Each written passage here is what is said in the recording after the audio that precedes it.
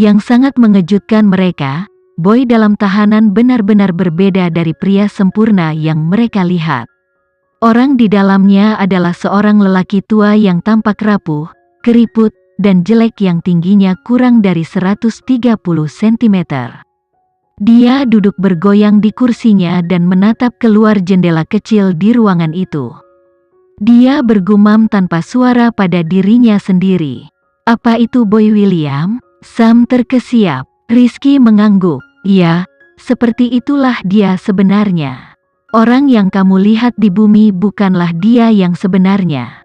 Itu adalah persona yang disimulasikan karena dia membenci penampilannya sendiri. Tidak heran dia sangat membenci Vano," Sam berkata saat pemahaman muncul. Boy mungkin melihat kemudaan dan ketampanan yang hilang di Vano. Keenan dan Vano melihat sekilas sifat bengkok Boy William. Salah satu alasan dia memilih untuk tinggal di bulan mungkin adalah untuk menghindari kenyataan. "Kalian sedang meneliti sel memori dan modifikasi DNA, kan?" Keenan bertanya pada Rizky dengan lembut. Rizky terkejut. "Bagaimana kamu tahu?" "Saya akan memberitahu Anda secara rinci ketika ada kesempatan." Keenan tidak ingin membahasnya saat itu, karena ini bukan sesuatu yang bisa dijelaskan secara garis besar.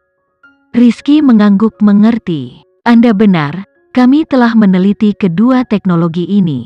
Kami telah membuat beberapa kemajuan, tetapi kami tidak dapat mencapai kesuksesan yang sesungguhnya."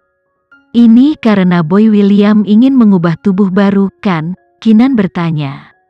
Rizky terkejut sekali lagi. "Kamu bahkan berhasil menebaknya. Kamu benar, dia sangat ingin berubah menjadi tubuh baru, tapi sayangnya, penelitiannya mandek bertahun-tahun yang lalu." Sam akhirnya mengerti segalanya. "Saya pikir dia hanya ingin menguasai dunia. Pada akhirnya, tujuan utamanya adalah untuk mengulang dirinya sendiri, seberapa egois dan membenci diri sendiri." Vano berkata dengan sungguh-sungguh, "Itu karena keinginannya yang begitu kuat sehingga pikirannya hancur ketika harapannya diambil." Rizky mengangguk. "Ya, dia tidak tahan melihat seluruh pekerjaan hidupnya hangus dalam asap dan kehilangan kewarasannya. Mari kita pergi sekarang sebelum dia menyadari kita di sini. Dia masih bisa sangat berbahaya ketika dia mengamuk." Kelompok Keenan telah kehilangan minat untuk mempelajari Boy William, jadi mereka segera pergi bersama Rizky. Setelah mereka meninggalkan gedung, Rizky membawa mereka ke daerah perumahan terdekat untuk menikmati makanan. Karena Boy William telah kehilangannya dan pangkalan itu akan meledak, semua orang di pangkalan itu telah berhenti bekerja. Namun, Rizky mengatakan kebanyakan dari mereka memilih untuk tinggal di rumah dan tidak mengganggu mereka. Karena itu, mereka tidak bertemu siapapun selama tur mereka. Saat mereka berkelana ke daerah perumahan, ukuran kerumunan meningkat. Banyak yang memperhatikan mereka tidak bisa tidak berhenti untuk melihat mereka. Namun, tidak ada yang mendekati mereka. Mereka hanya melihat mereka dengan sesuatu yang mirip dengan ketidaktertarikan.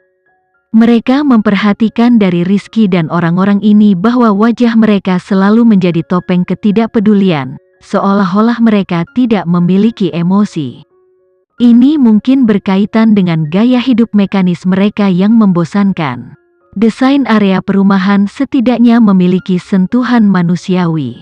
Rumah-rumah itu tampak seperti villa individu yang sangat indah dan sangat berwarna-warni. Itu menciptakan dunia warna. Daerah sekitarnya juga dibangun dengan baik. Ada air mancur dan petak bunga, meskipun palsu. Berbicara tentang air mancur, Vano penasaran dari mana air minum mereka berasal.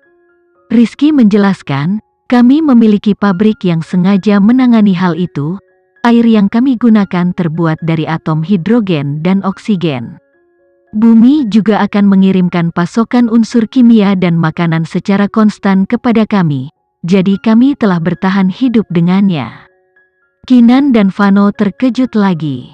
Mereka bahkan berhasil menciptakan air dari udara yang sangat tipis. Mungkin tidak ada yang tidak bisa mereka lakukan saat itu. Setiap kali keluarga William ingin meluncurkan satelit atau pesawat luar angkasa, pangkalan ini akan mengaburkan pengawasan satelit bumi, kan? Kinan tidak bisa tidak bertanya. Rizky mengangguk. Ya, kami mengambil alih satelit bumi sejak lama. Setiap kali keluarga William meluncurkan satelit atau pesawat ruang angkasa, kami akan mengacaukan pengawasan atau kami akan ditemukan sejak lama. Kinan dan Vano tidak bisa tidak berpikir, syukurlah orang-orang ini tidak dirusak oleh Boy William, atau bahkan tanpa Boy William, mereka akan mampu mendominasi dunia.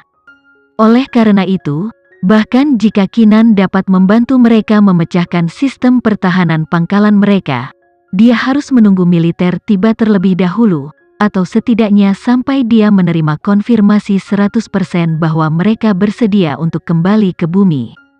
Bagaimanapun, semua orang di sana harus dibawa pergi. Meninggalkan mereka di sana hanya akan menciptakan ancaman tersembunyi bagi bumi. Tidak ada yang bisa menjamin bahwa orang-orang ini tidak akan tiba-tiba kehilangan akal dan mengikuti jejak Boy William. Tentu saja, Rizky tidak mengetahui rahasia pemikiran internal mereka. Dia membawa mereka ke satu-satunya ruang makan di pangkalan. Tempat itu akan menyediakan makanan sehari-hari dan orang-orang di dalam pangkalan diizinkan untuk mendapatkan makanan mereka secara gratis. Untuk menyambut mereka, pangkalan itu sengaja memasak banyak makanan.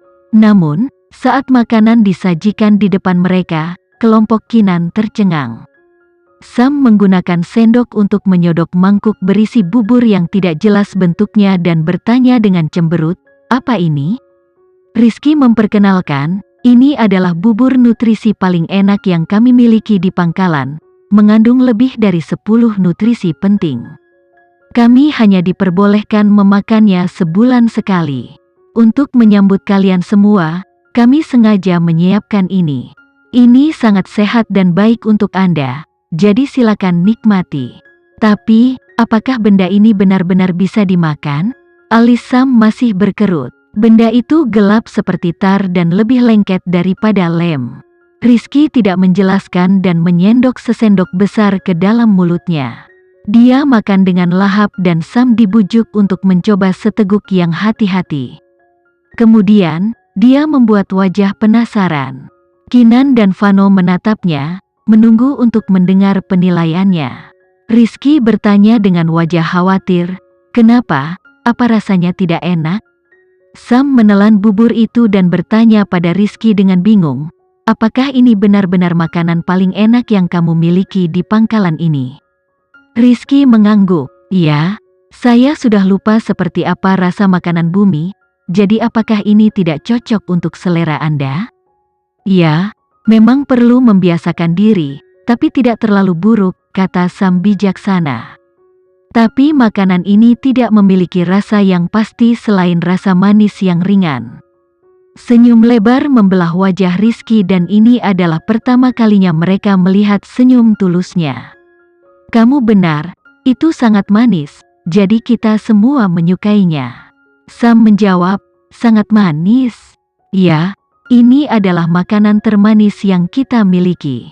Sam tiba-tiba merasa sangat kasihan pada mereka. Dia menatap Rizky dengan air mata di matanya dan menghela nafas dalam-dalam. "Tuan Rizky, saya harus mengatakan, keputusan Anda untuk pergi adalah benar. Bahkan untuk makanan saja, Anda harus kembali ke bumi. Apakah Anda tahu bahwa makanan terlezat yang Anda miliki di sini bukanlah sesuatu yang orang di bumi inginkan, bahkan dianggap sebagai makanan? Kami memiliki lebih dari 10.000 jenis makanan dan masing-masing memiliki rasa yang unik. Anda akan membutuhkan seumur hidup untuk menyelesaikan mencicipi makanan manis sendirian. Saya bersumpah jika Anda mencicipi makanan bumi, Anda tidak akan mau kembali ke tempat ini lagi."